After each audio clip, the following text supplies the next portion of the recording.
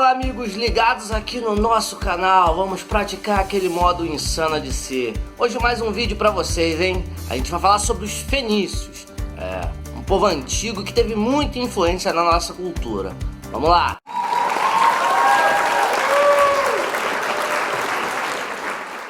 No caso dos fenícios, nós temos algumas características diferentes dos governos adjacentes daquela região, como por exemplo, os povos da Mesopotâmia, que nós já falamos, e os povos do Egito. No caso dos fenícios, a formação política eram as cidades-estado, e existiam diversas dessas cidades-estado dos fenícios que foram muito famosas, e provavelmente algum de vocês já conheçam essas que eu vou citar agora: Tiro, Arad, Ugarit, Sidon, Biblos e Beirute. Essas cidades-estado, elas eram independentes, tinham sua própria política, sua própria economia. A maioria dessas cidades eram cidades portuárias, ou seja, que ficavam na costa. E o governo era chamado de tassalocracia, ou seja, o governo daqueles que vêm do mar. Bom, esse já era um sinal de que os comerciantes marítimos tinham grande poder.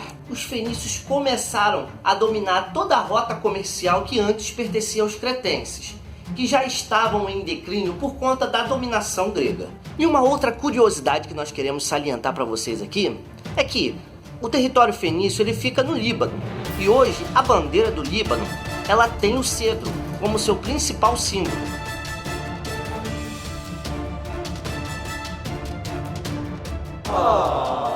Existia uma importância muito grande nesse comércio, nessa navegação voltada para o comércio. Então, os barcos eram construídos pela madeira cedida pelo cedro.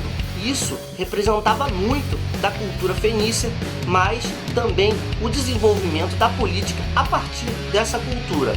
Ou seja, a tassalocracia, o governo daqueles que vêm do mar, ou seja, daqueles que trabalham com o comércio marítimo, era muito intenso, e a importância desses navegadores salientava a importância dessas embarcações, logicamente ligadas ao cedro.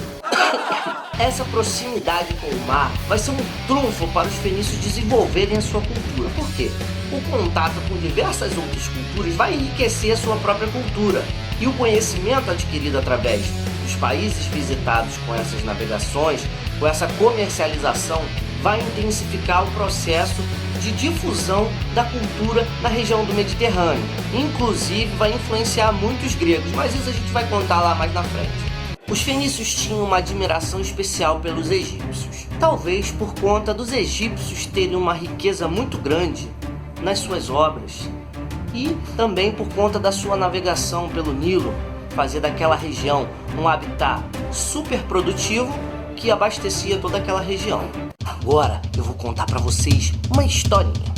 Heródoto era um historiador que escreveu sobre esses povos fenícios.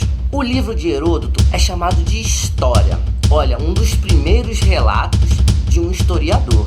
Isso é muito importante, hein? Heródoto é conhecido como o pai da história. Então é muito importante a gente lembrar o que ele escreveu. A hipótese de Heródoto colocava em xeque os motivos da Guerra de Troia. Então o rapto de Helena de Troia, feita por Paris, já não era mais visto como a única e exclusiva indicação para a guerra, ou seja, o motivo. Não era mais só esse o motivo. Na verdade, o sequestro feito por fenícios de homens e mulheres em geral era muito comum. Existiam vários fenícios envolvendo-se com pirataria, com sequestros, com mortes, barcos capturados, tripulação. No caso das mulheres, era pedido o resgate. No caso dos homens, eles eram escravizados, colocados para trabalhar para os fenícios. Então, aqui vai um segredinho para vocês. O principal motivo era a disputa do comércio no mar Egeu. Olha só como a parada era outra. Bom, meus amigos, como eu disse para vocês, os fenícios dominavam o comércio daquela região, o que provocava um certo desconforto dos outros grupos que viviam ali e não desfrutavam desse benefício. Os fenícios disputaram e conseguiram fazer várias colônias no mar Egeu, como por exemplo Cartago, no norte da África, e Cádiz, no sul da Espanha. Olha só, aquela região ali no Mediterrâneo. Eu vou colocar aqui para vocês agora como estava distribuído o território fenício nesse período. Se liga aí no mapa.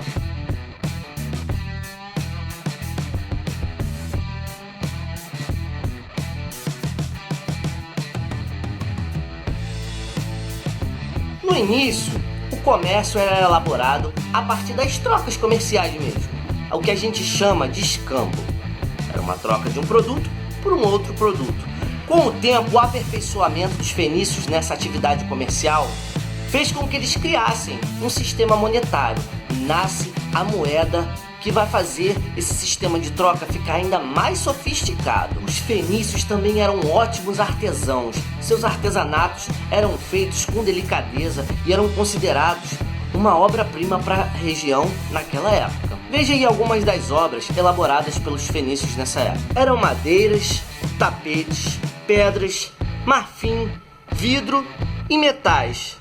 Esses eram alguns dos produtos que atraíam a atenção dos habilidosos artesãos fenícios. Agora, uma outra coisa muito importante aqui para a gente lembrar: o alfabeto fenício. E aí nós temos mais uma vez a participação do comércio nesse processo de elaboração de novos processos sofisticados que vão introjetar na cultura fenícia um boom.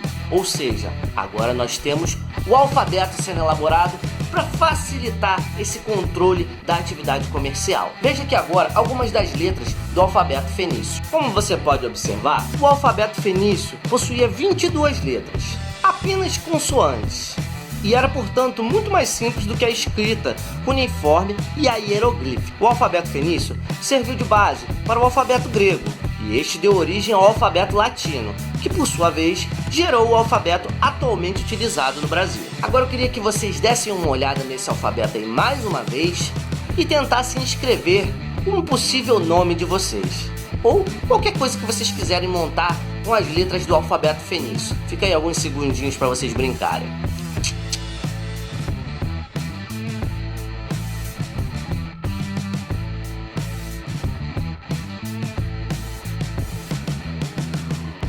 Pessoal, olha que fantástica era essa cultura fenícia. Eles inventaram vários produtos envolvendo a metalurgia. E esses artefatos, eles se destacavam na produção de barco, ou seja, na construção naval deles, e também na produção de tecidos. Inclusive, é importante salientarmos que os fenícios descobriram a púrpura, um tipo de corante extraído de alguns moluscos marinhos. E esses moluscos eram comercializados por eles nessa época e era muito cobiçado por grandes aristocratas, pessoas da realeza que queriam demonstrar o seu poder aquisitivo adquirindo aquela cor que era tão difícil encontrar no fundo do mar. E também era proporcionada pelos fenícios, os grandes comerciantes. Isso aí, os fenícios, chamado pelos gregos de Phoenikes, que significa fogos vermelhos, que também tem ligação com a cor púrpura, ou seja, o nome que os gregos davam a essa cor que era distribuída por esses moluscos adquiridos e comercializados. Olha só que legal, né? Empolgante! Há um problema nas análises sobre os fenícios. Por quê? Os papiros e as escrituras que foram feitas e desenvolvidas pelos fenícios na época do seu auge, elas foram destruídas com o tempo, elas se desintegraram. Então a maior parte da cultura fenícia nós conhecemos pelos relatos dos seus inimigos, o que torna tanto quanto tendenciosa essa análise dos fenícios. Mas o trabalho do historiador é, através desses escritos, desvendar o que os fenícios realmente eram. Olha que trabalho legal, hein? Só que não.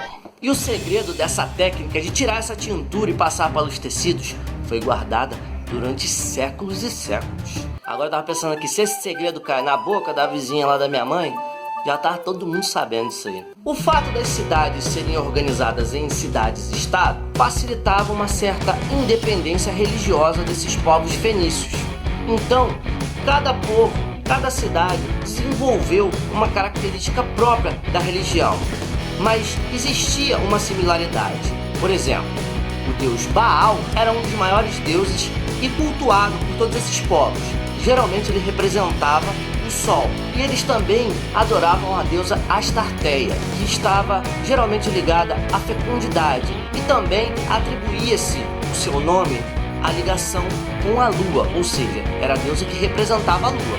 Baal, o sol, Astarteia, a lua. Os fenícios tinham rituais de assassinato de pessoas, ou seja, eles sacrificavam as pessoas. inclusive crianças, bebês. Olha só que coisa louca. Além disso, eles também sacrificavam os animais.